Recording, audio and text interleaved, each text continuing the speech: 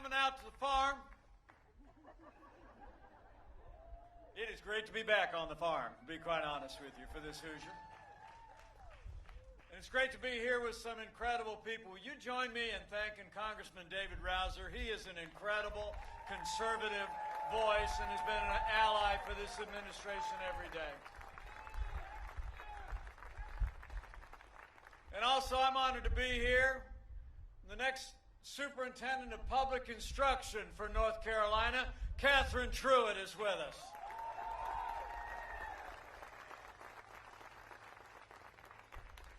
To all my fellow Americans from near and far, I know it's been a long time since the President was here in North Carolina. He was here yesterday. I'm here today because we love North Carolina. It is great to be back in the Tar Heel State. So thank you all for coming out. Take a seat if you have one. I really am honored that you came out today in the middle of the day. But I'm here for one reason and one reason only. And that is that North Carolina and America need 4 more years of President Donald Trump in the White House. It's on, North Carolina. The President was in Greenville yesterday, and I'm here in Selma today because the road to victory goes straight through North Carolina. Just like last time. You know, 4 years ago, a movement was born. A movement of everyday Americans from every walk of life. We were all part of that movement. And it's amazing to think, to be back on the farm. I was talking to another friend from North Carolina earlier today, and he told me about that Thursday before Election Day, when you all gathered here. Maybe some of you were here. 17,500 people strong 4 years ago this month. It laid a pathway for victory in North Carolina and victory all across America. I mean, here in North Carolina, you believed we could be strong again. You believed we could be prosperous again. You said yes to President Donald Trump when he visited the farm back in 2016. So I thought I'd come back to make sure that North Carolina says yes to President Donald Trump in 2020. We're back. And it really is great to be with you all. We've been traveling all across the country. This last week, I've been in Michigan and Wisconsin, in Florida yesterday, and I was actually in Utah last week, Salt Lake City. We had a little debate with Kamala Harris. Some people think I did all right. Thank you. But you know, honestly, it was a privilege for me to be on that stage representing this president. Because that debate was not just a debate between two candidates. It was a debate between two visions. It was a debate between a vision that I believe would lead our nation on an inexorable path towards socialism and decline, and a vision of a president, an administration, and a people that will lead to more freedom and more opportunity for every American. You know, when you compare the Biden-Harris agenda with our agenda, the choice is clear. If you cherish faith and freedom and law and order and life, in 18 days we need to re-elect President Donald Trump for 4 more years.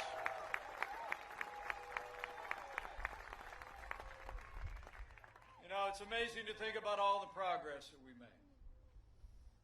4 years ago, when you gathered here at the farm with the candidate Donald Trump, we were inheriting a military that had been hollowed out by years of devastating budget cuts.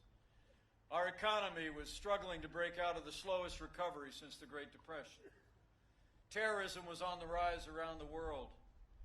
And worse still, we witnessed a steady assault on our most cherished values. But in our first 3 years, all that changed.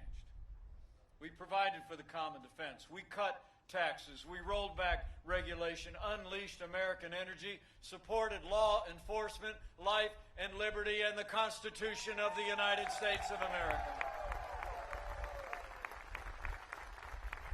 And I have to tell you, standing here about an hour away from one of the largest and most important military bases in the world, the home of the Airborne and Special Operations Forces, North Carolina should be proud every day of the men and women of Fort Bragg.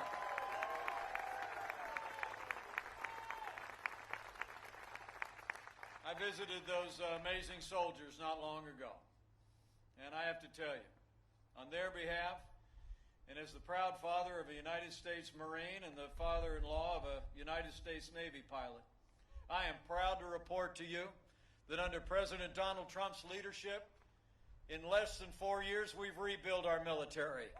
We've restored the arsenal of democracy, and we are finally giving our soldiers, sailors, airmen, Marines, Coast Guard, and Space Force the resources and support that they need to defend this nation. President Donald Trump has actually signed the largest increase in our national defense since the days of Ronald Reagan. That includes 300 new tanks. And we passed the largest military pay raise for our men and women in uniform in more than 10 years. And with that renewed American strength, we've taken the fight to radical Islamic terrorists on our terms, on their soil. In fact, last year, America's Special Forces captured the last inch of territory of the ISIS Caliphate, and they took down their leader without one American casualty. Abu Bakr Baghdadi is gone. You know, that mission was named Operation Kayla Mueller. It was named after an incredible young woman whose parents I was with just last week when I was in Salt Lake City. When Joe Biden was Vice President of the United States, our military came to the White House, said they knew where Kayla Mueller was being held by Baghdadi. She was held for 18 months and dealt with inexplicable terrors and abuse. But history records when they came to the White House under the Obama-Biden administration, our military had a plan to go in, but they delayed fully for a month. And by the time our special forces went in, they arrived on the scene, and all the evidence suggested that Kayla Mueller had been moved 2 days before. She's about the age of my 2 daughters right now, and I can't even imagine the loss that family experienced. And they said, they truly believed if President Donald Trump had been president, things would be different, and Kayla Mueller would still be here.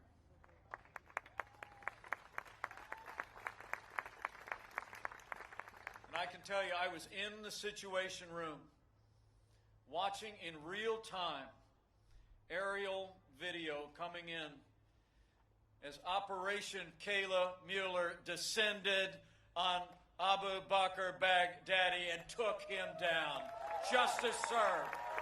President Donald Trump will never hesitate to use the power of the American military to protect the American people. So we've rebuilt our military. We've stood up to our enemies. And under President Trump's leadership, we revived this economy. We jump-started an economy that literally was going through the slowest recovery since the Great Depression. And when Joe Biden was vice president, they tried to tax and spend and regulate America back into a growing economy. President Trump, in our first 3 years, we cut taxes across the board. We rolled back more federal red tape than any administration in American history. We unleashed American energy, fought for free and fair trade, and businesses large and small created more than 7 million good-paying jobs, including 240,000 jobs right here in the Tar Heel State.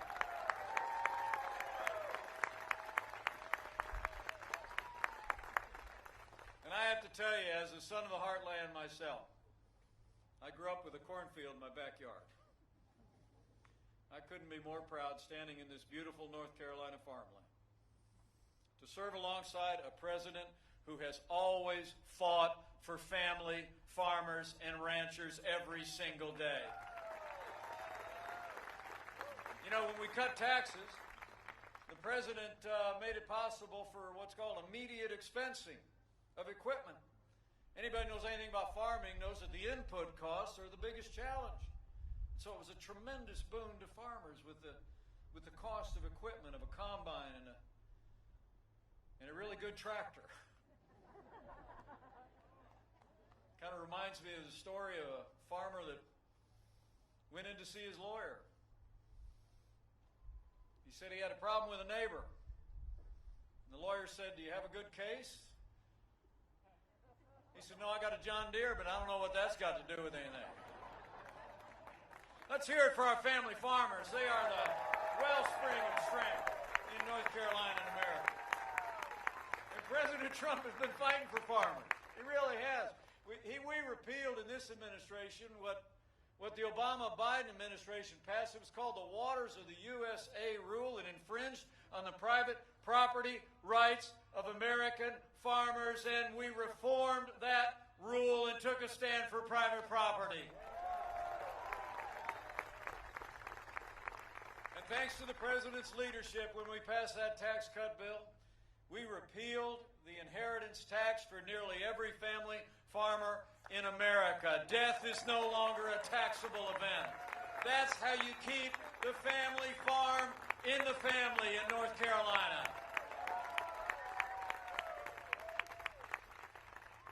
So we've stood for our security. We've stood for prosperity in the city and on the farm. And every single day, President Donald Trump has stood strong for the rule of law. As I stand here today, I'm proud to report we've seen more than 230 conservative men and women confirmed to our federal courts at every level. And they are all jurists who will uphold the God-given liberties enshrined in our Constitution, like the freedom of religion, the freedom of speech, and the Second Amendment right to keep and bear arms. It's incredible. And let me tell you, that level of success, literally transforming our judiciary in 3.5 short years, would not have been possible without the strong and consistent support of Senator Tom Tillis. So North Carolina, right after you get done re-electing President Donald Trump for 4 more years, we need you to send Senator Tom Tillis back to the United States Senate for 6 more years.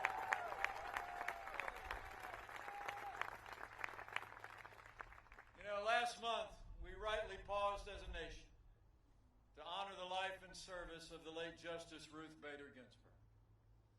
But when the memorials were over, President Trump fulfilled his constitutional duty, and he nominated a brilliant, principled, conservative woman who loves the Constitution to the Supreme Court of the United States, Judge Amy Coney Barrett. She's amazing. I'm a little partial to Judge Amy Coney Barrett. You know, she is from Indiana. But she's amazing. The President and I couldn't be more proud of her. It's one of the reasons why we continue to call on Democrats to give Judge Barrett a respectful and dignified confirmation. But we had reason to be concerned, based on what we've seen from the Democrats. All of you may remember when Judge Amy Coney Barrett was being confirmed for the Court of Appeals just a couple short years ago. The Democrat ranking member of the Judiciary Committee actually said she was concerned about Judge Barrett's Catholic faith. She said, quote, "The dogma lives loudly within you." And Hollywood elites started off this time just the same, criticizing her faith and her convictions. Well, I got news for the Democrats and their friends in Hollywood. That dogma lives loudly in me. That dogma lives loudly in you. And that dogma and the right to live, to work, to worship according to dictates of your faith lives loudly in the Constitution of the United States of America.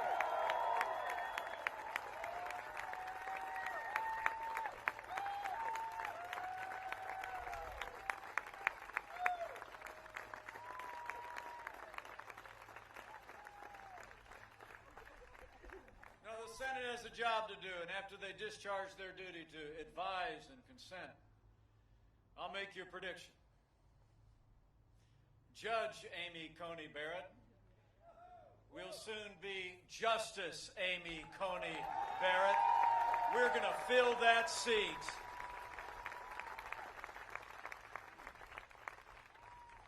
You know, while we're talking about the Supreme Court, yeah, we're going to fill that seat. I promise you. Get ready. While we're talking about the Supreme Court, you all in North Carolina deserve to know. After 150 years, with 9 judges on the Supreme Court of the United States, leading Democrats in Washington are talking about packing the court. I mean, Joe Biden a while back refused to answer the question in the presidential debate. You might have seen Kamala Harris wouldn't answer the question when I asked her during our debate. When she was running for president herself in the primaries, she said, and I quote, she was absolutely open to packing the court. But just like Joe Biden, she continues to dodge the question now. Last night during a town hall on one of the networks, Joe Biden actually said he was open to considering packing the court. You know, men and women in North Carolina, I want to tell you, when you're running for the highest office in the land, the American people deserve to know if you're going to respect the highest court in the land. It's time for Joe Biden and Kamala Harris and Cal Cunningham to come clean. Give the American people a straight answer. You know, the truth of the matter is we all know why they're not answering the question. You know, I like to say I was born in the morning, but not yesterday morning. Right? I mean, the only reason Joe Biden and Kamala Harris aren't going to answer the question is because they're going to pack the Supreme Court with liberal judges if they win. But make no mistake about it. Adding seats to the Supreme Court of the United States and filling them with liberal activist judges would be the biggest power grab in American history. And we are not going to let it happen because we're going to re-elect a Republican majority in the United States Senate, and we're going to re-elect President Donald Trump for 4 more years. We're going to stand for the rule of law and an independent judiciary. It's just that important. It's just that important. I like this guy. So we stood for the rule of law, appointed conservatives to our courts. We stood for an independent judiciary. And President Donald Trump has stood every single day with the men and women who serve on the thin blue line of law enforcement, and we always will.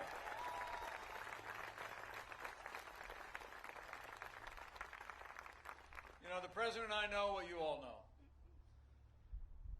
The men and women who put on the uniform of law enforcement across this country are some of the best people in America. And they deserve the respect of every American every single day.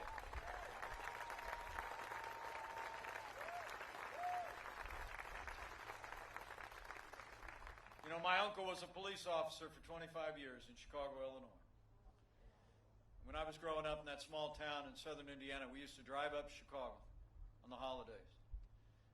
I'll never forget the days when me and my 3 brothers, as little boys, be standing in my grandparents' living room when my uncle would come out of his bedroom with that uniform on, with that sidearm strapped on. We just look up at him in awe. All of my heroes wear uniforms.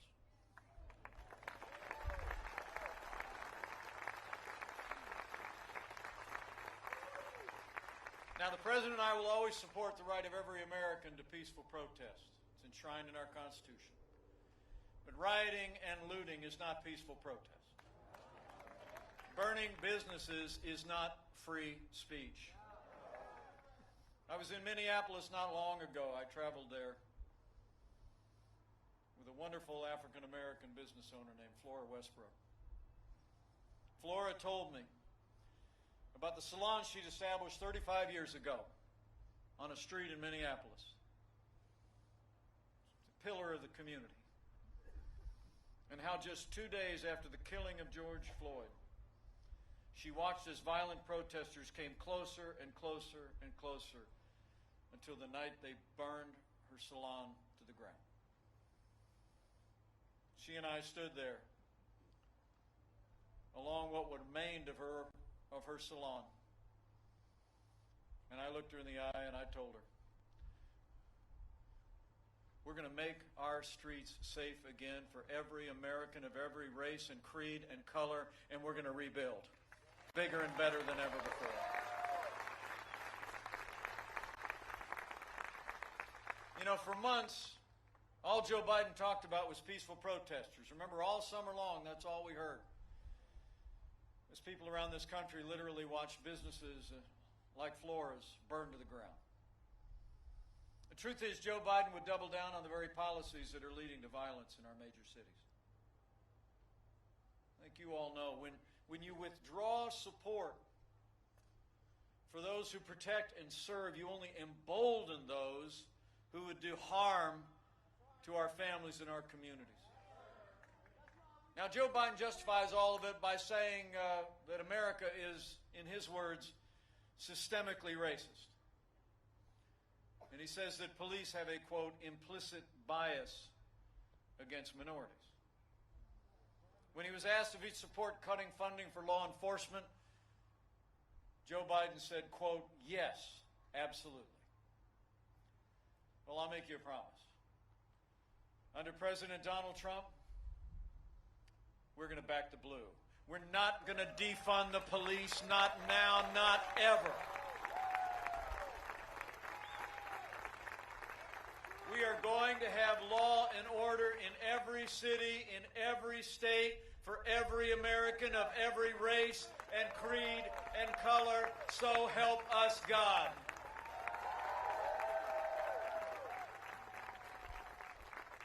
You know, I think you all in Selma know what every American knows in their heart. We don't have to choose between supporting law enforcement and supporting the African-American families and minorities that live in our major cities.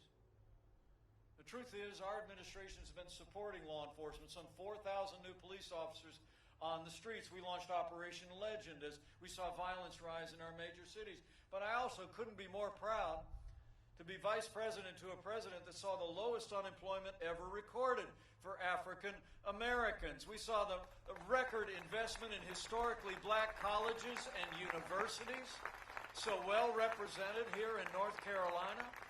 We passed opportunity zones that have created investment, and we've supported school choice so that any American of any race or income can choose where their children go to school.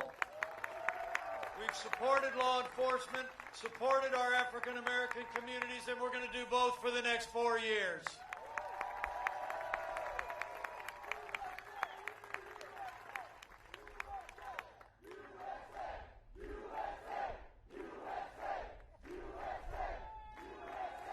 So we've stood for the rule of law, for law and order, and from day one, this president has stood strong for the right of every American to live, to work, to worship according to the dictates of your conscience. You know, when Joe Biden was vice president, we saw a steady assault on the religious freedom of Americans. It's true. It's amazing to think the last administration literally hauled the Little Sisters of the Poor into federal court to force that group of nuns who'd taken a vow of lifetime poverty simply to serve the underserved community. Hauled them into federal court to force them to compromise their faith to live under the strictures of Obamacare. President Trump, We've restored the conscience rights of doctors, nurses, teachers, religious charities, and we ended the assault on the Little Sisters of the Poor. And the Supreme Court of the United States made it permanent by a vote of 7-2. I can tell you, people of faith have no greater champion than President Donald Trump.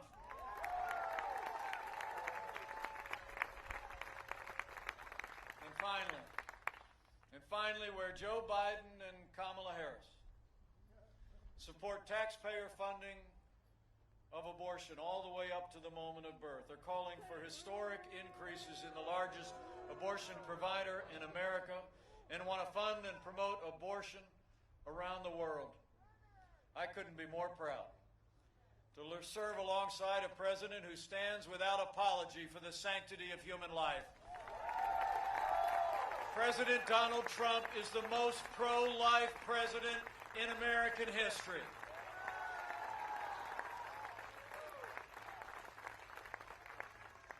So we rebuilt our military. We revived our economy. We stood for law and order, liberties, and life. We did it all in the first 3 years. And let me say, none of that would have been possible without the strong and consistent support of North Carolina's delegation to Congress.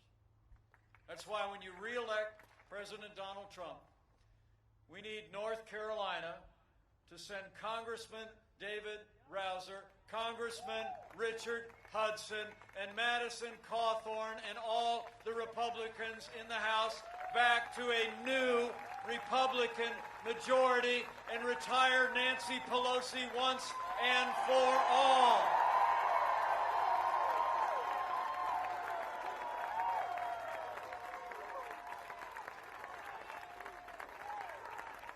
Get it done. I mean, it's amazing. Humbling for me to have been a part of it. And you look at what we were able to accomplish with Republican majorities in the House and the Senate in those first 2 years. Under this president's leadership in our first 3 years, only one way you can describe it. We made America great again. It's true. Then the coronavirus struck from China. But I'm here to tell you, before the very first documented case of community transmission happened in February, in the month of January, President Donald Trump did what no American president had ever done. He put the health of Americans first. He suspended all travel from China, the second largest economy in the world. Now, Joe Biden said that was, quote, hysterical. He said it was, quote, xenophobic. He actually wrote in the month of January that closing down your border during a pandemic would make things worse. But I can tell you, as head of the White House Coronavirus Task Force, President Donald Trump's decision to shut down all travel from China saved hundreds of thousands of American lives and bought us time to stand up the greatest national mobilization since World War II. It's true. We reinvented testing. More than 120 million tests have been done so far. We saw in the manufacture and distribution of billions of PPE, medical supplies, and equipments to our incredible doctors and nurses. We've developed medicines that are literally saving lives across the country, and we are on track to have the first safe and effective coronavirus vaccine before the end of this year. That's leadership. And let me say, on behalf of the President and the First Lady, how moved we've all been by the outpouring of prayers and concern for the first family just a few short weeks ago. But the President and I really know that the concern and the prayers expressed for them is just emblematic of the love and the care and the concern and the prayers that Americans have ushered for all of those who have struggled every day over these last 8 months in the midst of this pandemic. And so can we just take a moment We just give a round of applause for the doctors, the nurses, the caregivers, the first responders, and everyone who's been there for family members, neighbors, and friends who've suffered, lost, and struggled in the midst of this pandemic. Heroes all.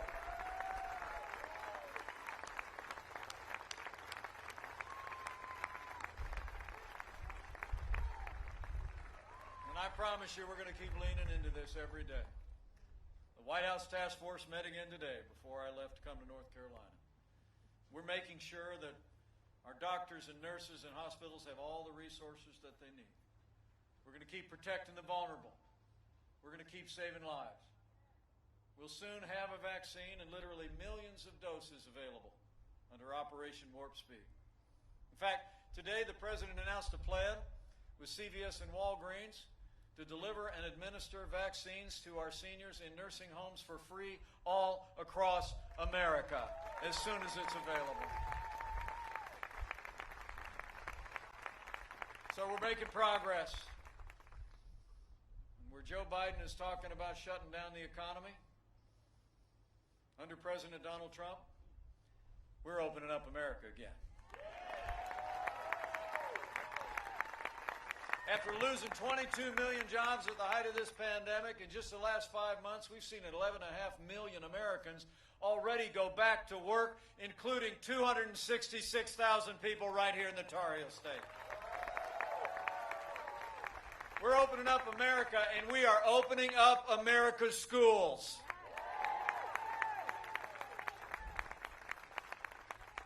I'm proud to report to you that school teacher I've been married to for 35 years is already back in the classroom, teaching art at a little Christian school. And we just authorized the distribution of over 100 million rapid tests, 15-minute tests, and we're shipping them out to school nurses and administrators all across America so we can get our kids back in the classroom and keep them back in the classroom safely where they belong. It's not just been about what's happening in the classroom. We're back on the gridiron. The ACC has been back for nearly a month. Tar Heel football is back. Wolfpack football is back. Pirates football is back. And in a week, I heard the Tar Heels and the Wolfpack are going to be facing off at Kenan Stadium. How much do you love football in the fall in North Carolina? I don't care who you're for. So we've gone through a time of testing. It's been a challenging year. But in 18 days, we're coming to a time for choosing. That's what brings me here today. It's what brought the President to these grounds 4 years ago, right about this time. The truth of the matter is, for as dramatic as the choice was in 2016, I would tell you, I think the choice in this election has never been clearer. And the stakes have never been higher. It's amazing to think in the middle of a global pandemic, Joe Biden wants to raise taxes by $4 trillion. Right at the time that we're looking to businesses to open their doors to put Americans back to work, they want to crush American businesses with higher taxes. And Joe Biden actually said that he was going to repeal all the Trump tax cuts on day one. That would actually mean the average American family of four would see their taxes go up by about $2,000. Well, men and women, in the midst of an American comeback that's putting more Americans back to work every day, the last thing we need to do is to have Joe Biden raising taxes on every American and every American business. President Trump not only cut taxes before, we're going to keep cutting taxes for middle-class Americans for 4 more years.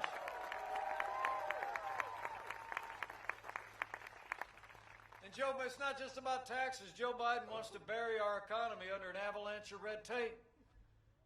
He's got his own version of the Green New Deal, although he just seems to keep forgetting that he's for it.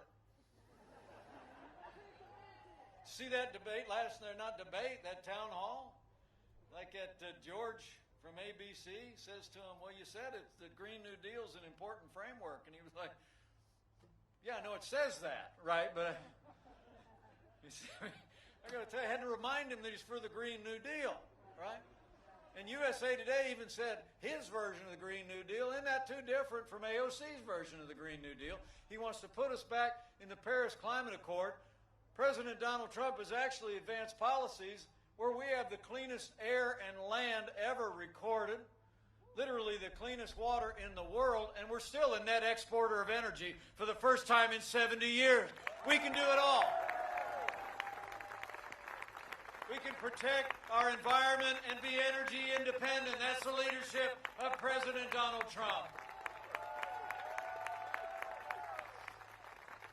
And the president was talking today about seniors. Seems like every time an election gets a little closer, Democrats start talking about what Republicans are going to do. And I'm here to tell you, as the president said today down in Fort Myers, President Donald Trump has protected Social Security and Medicare every single day, and we're going to protect it every day for 4 more years. We lowered the cost of prescription drugs. In fact, Medicare Premium Advantage premiums actually fell by 34%, where when Joe Biden was vice president, drug prices literally skyrocketed. And if you look at it, Joe Biden and Kamala Harris have a far-left health care plan that literally threatens private health insurance and will limit your choice of doctors. Remember, he actually wants to keep Obamacare going. And suddenly you got a lot of Democrats that like to talk up Obamacare, but I got to tell you, when we took office, Obamacare was a disaster. I mean, remember, they said if you like your doctor, you can keep him. Not true. If you like your health insurance, you can keep it. Wasn't true. They said insurance premiums were going to go down. Well, insurance premiums had doubled by the time we took office. And Joe Biden wants to take us down the pathway to socialized medicine. He's got a public option in his Obamacare. And Bernie Sanders was even bragging not long ago that he's going to be the one writing health care reform if they win the Senate and they win the White House. Well, I'm going to tell you something. With 4 more years, President Donald Trump and I are going to give the American people, we're going to lower the cost of health insurance without growing the size of government, and we will say with one voice, America will never be a socialist country. We're going to reject socialized medicine, and we're going to give Americans medicine and health care based on free market principles and consumer choice. Beyond health care, the choice in this election couldn't be clearer when it comes to trade. So important in a place like North Carolina and all across America. You know, when we took office, literally half of our international trade deficit was with China. We were losing $500 billion a year to communist China. Now, Joe Biden, he's been a cheerleader for communist China every step of the way. It's true. He said that the rise of China economically, giving rise to those incredible deficits, was a positive development. President Trump, we put China on notice. We said the era of economic surrender is over. He imposed tariffs and demanded that China open their markets to what we grow and what we make and respect the private property rights of every American.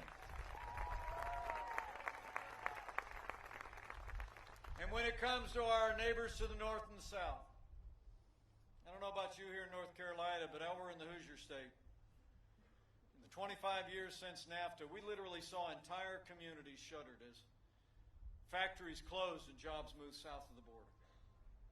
For all those 25 years, Joe Biden never lifted a finger to reform it. But under President Donald Trump, the man who wrote The Art of the Deal, Americans got a great deal. NAFTA is gone. The USMCA is here to stay, and it's a huge win for North Carolina agriculture and North Carolina manufacturing. In fact, I'm actually told that experts suggest that we're going to sell $2.2 billion more in agricultural exports to Canada and Mexico alone. Now, y'all deserve to know, though, Joe Biden's running mate, Kamala Harris, was one of only 10 members of the Senate to vote against the USMCA. She said it didn't go far enough on climate change. And Kamala Harris put her radical environmental agenda ahead of North Carolina's farmers, North Carolina's workers. President Donald Trump and I are always going to put American farmers and American workers first.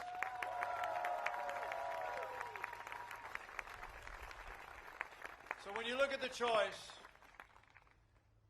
one thing is clear.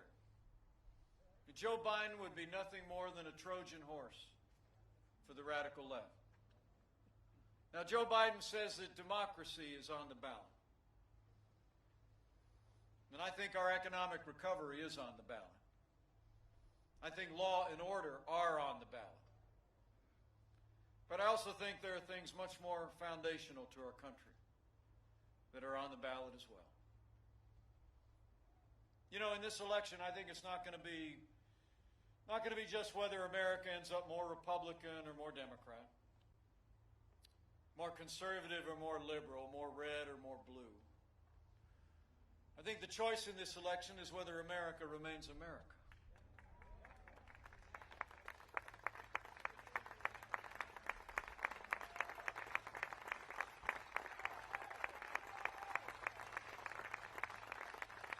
Whether we're going to chart a course on all the ideals that Old Glory represents, of freedom, individual responsibilities, and the American dream, or whether we're going to let Joe Biden, Democratic Party, and the radical left take America to a very different place.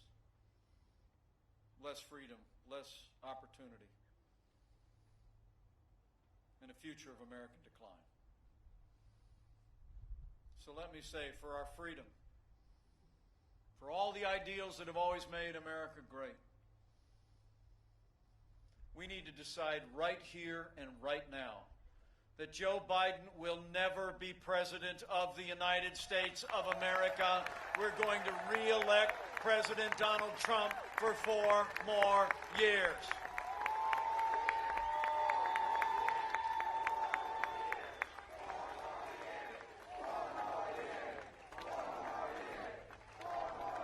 It's that important. It's that important. It's about freedom.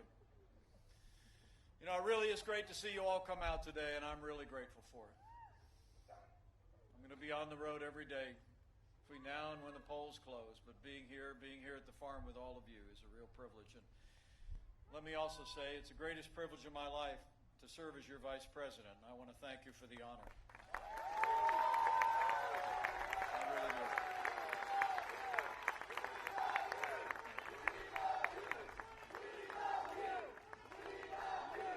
Greatest privilege of my life to serve alongside this president. You know, I really didn't know him that well before he called me up and asked me to join this ticket a little more than 4 years ago. I'll never forget the night I was at the governor's residence in Indiana. I'd been told the call was coming in. My wife and I had prayed all the way through it. I'd seen this man up close. I'd seen his leadership.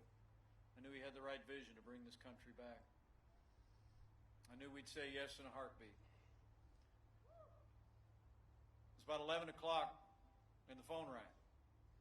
My wife at my side, I picked up the phone and I heard that familiar voice.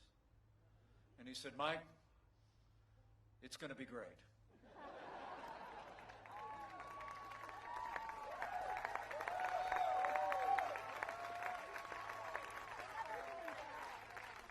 And then he said, "Well, we're going to have to work. We're going to have to go out. You go north, I'll go south. You go east, I'll go west." He said, "We're going to turn this country around. We got to go out and earn it. We got to go out and tell the story." And after about 5 minutes, he took a breath and I said, "Well, if there's a question in there, the answer is yes." And you know what? He was right. We made America great again in 3 short years, and with 4 more years, we're going to make America even greater still.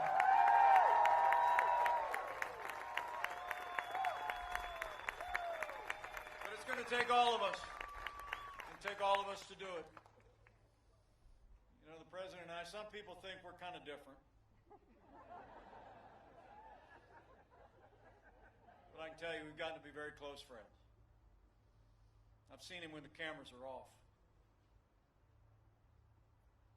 And I can tell you firsthand, there's not a day gone by against unprecedented opposition that this president hasn't gotten up and fought to keep the promises that he made to the people of this country. Now it's our turn to fight for him. It's on, North Carolina. We need to bring it. So I got a couple things I want to ask you to do over the next 18 days. First off, I need you to vote, North Carolina. I need you to vote for 4 more years of President Donald Trump in the White House. You know, early voting started yesterday. So after we finish up here, if you don't have plans, I'd like you to go over to the Richard Harrison Gymnasium, 601 West Noble Street, and vote to re-elect President Donald Trump. And remember, friends don't let friends vote alone. Bring a family member, bring a neighbor, bring a coworker, and vote to re-elect this president. Secondly, after you vote, I want you to go tell somebody what you heard here today. Okay? I want you to talk to people at work and at worship. I mean, get online, post something on your Facebook page. Say, I was out at the farm, I ran into Mike. I even came out because I thought it was going to rain, I didn't care. And he got up there and talked for like 45 minutes, just giving the top lines of everything we've done and the choice that we face as a nation. You know, I got to tell you, 4 years ago, I never doubted. I never doubted that something very special was happening across the country, and I feel just the same way now. Because the truth of the matter is, 4 years ago I had the sense that I have today. You know, the American people, in a very real sense, were starting to turn the sound down on all the pundits and the prognosticators on the television. We were just starting to talk to each other. I mean, people started to say, you know, we can have a president again that doesn't apologize for America, but stands up for America on the world stage.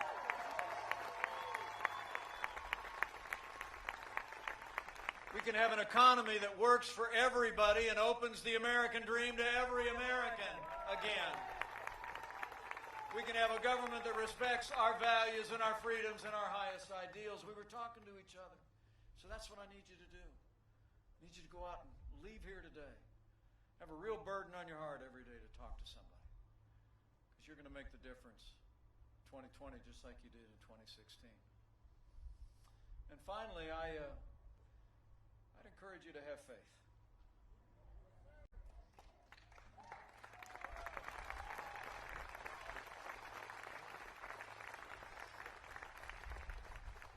You know, I truly do believe in those ancient words. Where the Spirit of the Lord is, there's freedom.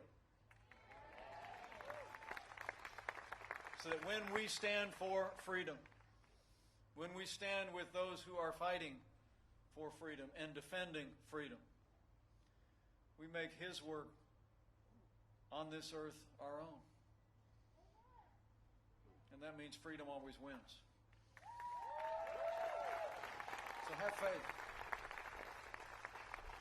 You know, standing here on the farm, I can't help but think of how many times in that old book my wife and I try and open every morning and reflect on.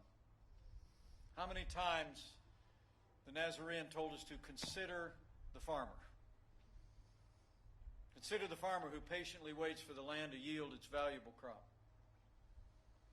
Waiting for the rain in the fall and the spring. Be patient, to have courage. So I just want to encourage each and every one of you. As you vote with a friend, as you reach out and talk to your neighbors and friends every day over the next 18 days, continue to have courage and have faith that He who has seen this nation through much more challenging times than we could possibly imagine is still with us today. That we must not grow weary in doing good. For in due season, we'll reap a harvest. Because God isn't done with America yet. So pray for America. Pray for all the American people. It'll make a difference. And I'm absolutely convinced if all of us do all that we need to do between now and Election Day, to vote, to spread the word, and to pray, we're going to see another great victory all across North Carolina and all across America. We're going to make North Carolina and America safer than ever before. We're going to make North Carolina and America more prosperous than ever before.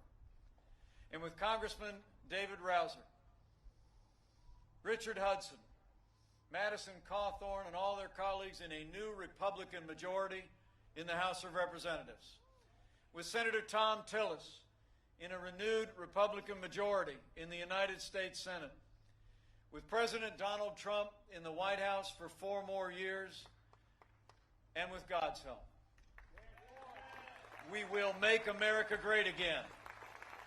Again. Thank you very much. Thank you, North Carolina. God bless you and God bless America.